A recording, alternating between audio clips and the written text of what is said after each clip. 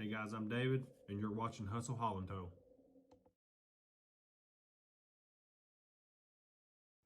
Hey guys, what I want to talk about today is I'm going to talk about the pros and cons and some differences in Hotshot, single pull RV, and haul and tow. I've done all three. I started in Hotshot. I worked in law enforcement for 12 years. I actually have a master's degree in criminal justice, and I always wanted to be my own boss. Did some research, me and my wife talked about it, and we thought going into Hotshot would be the best for us. Then we transitioned from that into single pull, and now I'm in haul and tow. You know, there's reasons why, and I'll hit on some of the reasons we made the changes and made it work for us. So let's talk about in Hotshot, your startup cost. What's it cost you to start up? What do you have to have equipment wise? You gotta have a truck, trailer, straps, tarps, binders, you know, and tons of those. And that stuff's expensive. I spent well over $1,000 just buying tarps, straps, binders, and chains. You know, not to include, I bought a trailer. I originally bought my truck for haul and tow. So your startup there, it's a lot. It's a lot to take on, especially when you do like me and you leave a job where you get a paycheck every week, and now you're having to get out here and hustle to make money. Not only that, I mean, you're in debt. So you've got to hustle to pay that debt and then pay yourself too. And it's no different than if you decide you want to do single pull RVs. You got to have a truck, maybe one you've already got paid off, or you may go get one if you're new to the industry like I was when I first started and I went and bought a truck. You've got to outfit that truck. You know, you've got to have somewhere to sleep. You've got to, you know, you need a fuel tank, an auxiliary fuel tank, because that makes a world of difference out here on the road. You need a fifth wheel. You need your bumper pull hitches, fire extinguisher, triangles. I mean, you need that for all your commercial vehicles. So while you don't have to go buy a trailer, which is good because then you don't have a trailer payment, you don't have trailer maintenance, trailer insurance, your startup costs are still somewhat probably, if you've already got a truck, you're probably looking at about $3,000 to get started. Now, haul and tow. If you want to go out and buy a haul and tow rig, some guys are buying, you know, Ram 5500s and building them. You know, they're going $30,000, $40,000, $50,000 in by the time they buy a truck and do a build. You know, or sometimes you can catch them on some of the RV groups for, you know, $25,000, which is about the price of a truck, but they're older trucks and they've been worked. So you've got to take that into consideration too. What's the maintenance been on it? What's, you know, the upkeep? How's the previous owner had it? Is there any major issues with it right now? There's one on RV group right now. Guy wants $8,000 for it, you know, but it's got a lot of miles, and he straight up said, hey, it needs $3,000, $4,000, $5,000, $6,000 worth of work. So you've got to know that going into it. So your startup cost, probably the most on Hotshot, the least on single pull RVs, and haul and tow's gonna fall right in the middle. Depending on which way you go, it could be as much as Hotshot. So that's on your startup cost. One big determining factor for me to go from Hotshot to single pull RVs when I made that switch was home time. You know, when I started Hotshot, I leased on with somebody, as I encourage everybody to do, to make sure it's for you. You know, originally I was like, I just want to go out and get my DOT numbers and get my own insurance, and I'm gonna go out here and make $1 million. Well, and then I was like, well, I better make sure I like it first. So I leased on with somebody. It was a great company. Really enjoyed it, but you know, I was gone 3 weeks at a time. I'd come home for a weekend, do a reset, you know, at home. And on that reset, the only thing I was doing was changing oils, washing clothes, you know, getting stuff ready to go right back out. And my golden doodle Holly, you know, she put probably 100,000 miles on the road with me. So, you know, I was taking care of her and making sure everything was good with her. And I know in any of my videos we've not seen her yet. We transitioned to this haul and tow truck, and she's not acclimated to it because it's totally different. So I'm working with her, trying to work with her to get her used to that truck, and because she's great on the road, and it's good having a companion too. But yeah, so the home time, when I was hotshotting, man, it was 3 weeks at a time. I'd come home for a reset. We had some family issues going on. I'm halfway across the country because with hotshot, you move where the freight goes. You go where the money goes. So if you're in Nebraska and the only thing there is paying worth going to Utah, then guess what? You're going to Utah because you're going where the money's at. Because you're out, you got to make that money. So when I switched to single pull, it was better. Of course, I live in East Tennessee. It's 500 miles to Indiana. Boom, my deadhead up there. 8 hours I'm there, hooked up. If I'm going to the West Coast, I'm already on the other side of Chicago before my time's up. Then I get up the next day, hammer it out, get up the next day, hammer it out, deliver it, and a lot of times when I went out west to maximize my profit, I would run some reloads out there, but do a reset, get home. I'm gone 10-ish days, and then I come home, I stay home 3-4 days at a time. So, I'd work 10 out of every 14 days, and that worked tremendously for us. And same with the haul and tow here. Basically right now I've been running Monday through Friday, sometimes Monday through Thursday, and being home every weekend. And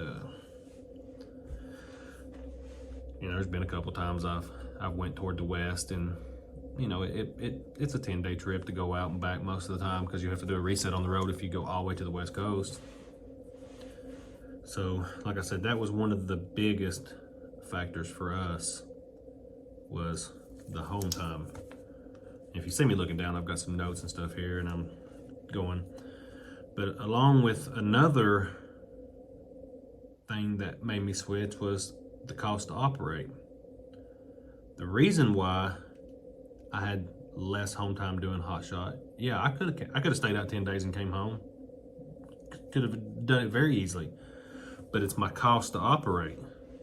My cost to operate hotshot is double, if not triple, what it was to operate as a single pull.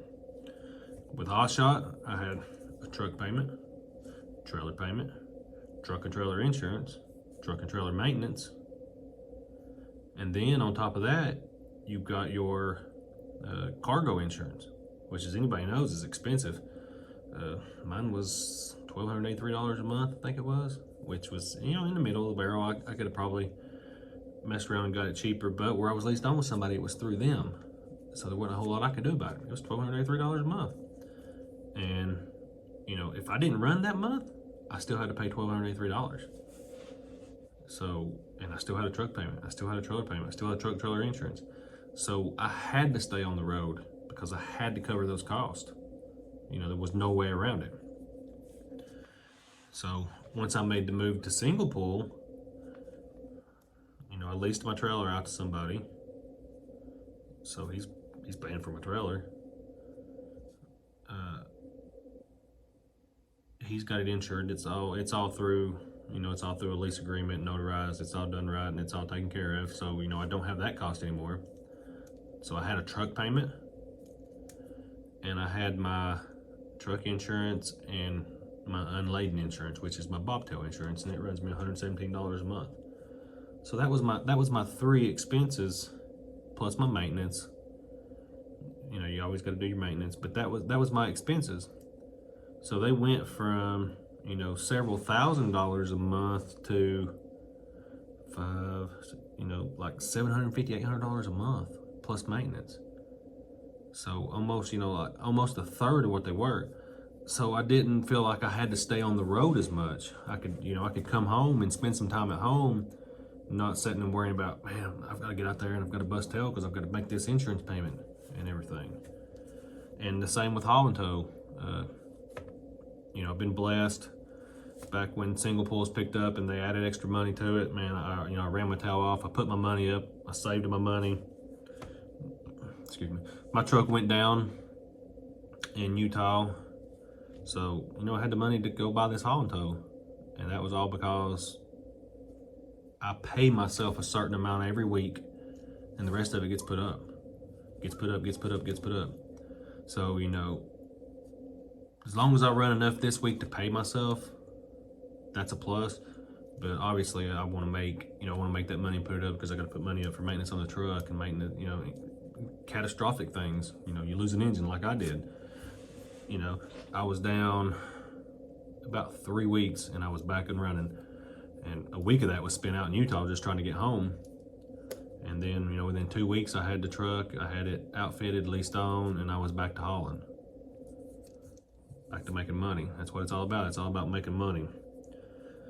So that, the cost to operate on my haul and tow, like I said, don't have a truck payment, so I have truck insurance and I have my unladen insurance, and then the maintenance on my truck. That's my cost. That's it. My overhead is so low. The company I'm leased on with, they carry all the insurance, so it's not an expense to me. You know, I don't have that almost $1,300 a month cargo insurance looming over my head that I have to worry about. So that was another big factor for me switching to single pool RVs. So then you talk about, well, what about freight? I touched on this a little bit. You know, with the campers, we have a load board. I can look on there and see where I want to go. Oh, I want to go here, I want to go there, you know, because I'm driving from my house to Indiana to pick it up. So I can go where I want to go. You know, with Hotshot, it's, oh, I'm picking up in Texas and I'm delivering in Minnesota. Okay, well, what's in Minnesota? What's around my area that I can pick up? You know, oh, it's going from there to Idaho. Well, okay, well, I'm picking up in Minnesota going to Idaho. Well, I live in East Tennessee. It's a long way from Idaho if I'm trying to get home. So, you know, it was just constant go, go, go, go, go until you were able to work yourself back toward the house. And with the haul and tow, it's the same way. You know, I'm able to haul cars and other trailers, boats, you know, cargo trailers, things like that, because I run an ELD. The single pool guys that don't run ELDs, the only thing they can haul are campers, or if a horse trailer has a living quarter in it, then they can haul that. But that's what they're limited to as far as any kind of back hauls. So that's why, you know, you've got guys that live in Idaho that deadhead all the way to Indiana to take a load back to Idaho. Me, I have the capability to, you know, stop in Knoxville and pick up a car that's going to Michigan and take it to Michigan as I go up. Or if there's a cargo trailer in Tazewell that needs to go up, I can stop and get it. I can do all that because I run an ELD. So I can run, we do anything but freight. We're not insured to do freight, so we don't do freight, but we can do boats, cars, campers, trailers, cargo trailers, flat trailers, anything. So, you know, that broadens my horizon on as far as what I can do with my truck. And then it's also the same, you know, I call them up. We don't technically have a load board because they pair our loads. Hey, where you got, where it's going, where's it going? Hey, we got this is basically what I was told today. Hey, we got one going, you want to go to Washington? Weather kind of stinks, my truck's not four-wheel drive because it's, you know. Okay, well, I go to Pennsylvania, I go to Minnesota. Of course, we don't go to Minnesota, it's a blizzard. I got doubles going to Nashville. Hey man, I'll go to Nashville.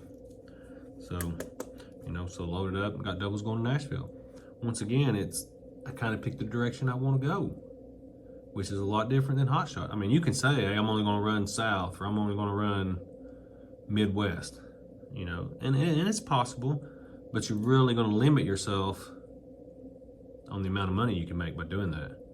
Just like, you know, non-CDL guys limit themselves to CDL guys, which when I got into Hotshot, I took the time, I studied, I went and done all my CDL stuff myself because I wasn't paying $5,000 to go to no truck driving school. So I did get my CDL because I want to maximize my profits. And it's the same way with single pool, having that CDL. If you guys can get that CDL, if you do 8 loads and 5,000 miles a month for the company I work for, which is easy doing single pools, you automatically get a CDL bonus. And very few of the loads you pull are CDL loads. You know, one and maybe every 10 or 15.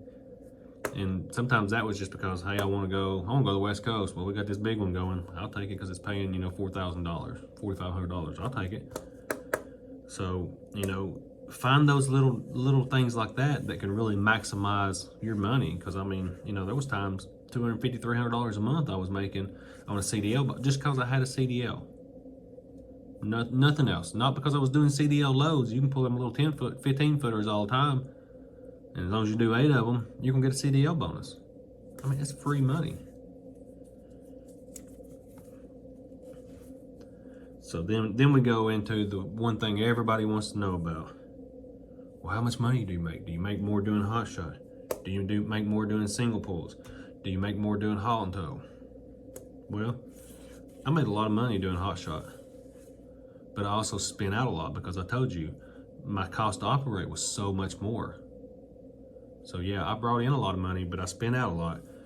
And then fuel, I was paying for all the fuel out of my pocket. No discount because we didn't have fleet cards. Because the company I was leased on to, I think there was only 3 or 4 people leased on. So, there was no big fleet discounts. And the way it was there, our week ran Wednesday to Tuesday. And I started on a Wednesday. So that Wednesday all the way to that next Tuesday, I ran.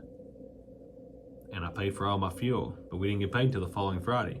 So then from that Tuesday all the way to the following Friday, I paid for all my fuel again. So it almost felt like, because I was putting on a credit card to get the points and stuff. So then, oh, you're gonna get $3,500 this week, but I gotta put that, heck, I got $1,700 in fuel that I paid because it's basically 2 weeks worth of fuel. So I'm trying to pay on that. Plus I'm trying to pay myself. Plus I'm trying to put money up for maintenance and things like that. So doing Hotshot, it always felt like I was behind, or trying to catch up, if I should say, trying to catch up. But then once I switched to single pull, this company I'm leased on with, okay, oh, you've got a load. It's going to, you're going to Fife, Washington. At 2,100 and something miles, it's paying $3,900. How much over a dollar, whatever, $1.65 a mile, it's paying $1.80 if it was a bigger one. And you can get in advance. So they will give you 50% of the load, up to 50%, $1,000 or up to 50% of the load, or $1,000, whichever one's greater. So if it's a $1,000 load, they'll give you $500. If it's a $4,000 load, they'll give you $1,000. Well, you can pull a camper to the West Coast on less than $1,000. So you're fronted the money to pay for your fuel. So you're not out any money. And you can use that card to get a hotel room, just like I did. And this is only the 3rd time in 2 years I've gotten a hotel room. First time was I'd been out like a month and I was in South Dakota doing a reset and it was cold and there was nothing around and I got a hotel room. Second time was when I broke down in Utah, spent 5 days out there in a hotel, and tonight, I had planned on being home tonight. Some things changed. One of my units was damaged, so I had to get another load, and it shorted me on my time, and I'm not making it home, and I fell out in Colorado a few weeks ago, knocked my tailbone out. I've had it reset 3 times, and I sprained my ACL, and I just didn't want to sleep in the truck tonight.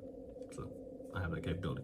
But, I used my card that they put my money on to get a room tonight. So there's nothing out of my bank account. And that's the way it is with the fuel. But, this company I'm leased on with, there's over 1,100 single pull drivers, and there's 91 of us in the multi-haul division. So you're talking 1,200 drivers on a fleet discount. I got fuel earlier, it was $2.75 at the pump, and I paid $2.14. So that's free money in your pocket, all because they have fleet cards, So you're not paying for the fuel out of your pocket, and you're getting discounts on your fuel. And the same with haul and tow. It operates the same way. I get in advance if I want it, and I use that card to pay for my fuel or whatever, and then at the end of the week I transfer money to my bank account to pay myself. I have it set up to where I transfer money to a personal account to pay my bills and all that, and then I have a business account set up where my other money goes for maintenance, breakdowns, and emergencies if I need it. So, that's the way the money goes. I don't have an exact breakdown of, you know, how much I made doing Hotshot, how much I made doing single pulls, how much I made doing haul and tow. I don't keep the greatest numbers. I think this year, since it's a fresh year, and after watching Weekend Trucking's video, because that man keeps some amazing numbers, let me tell you.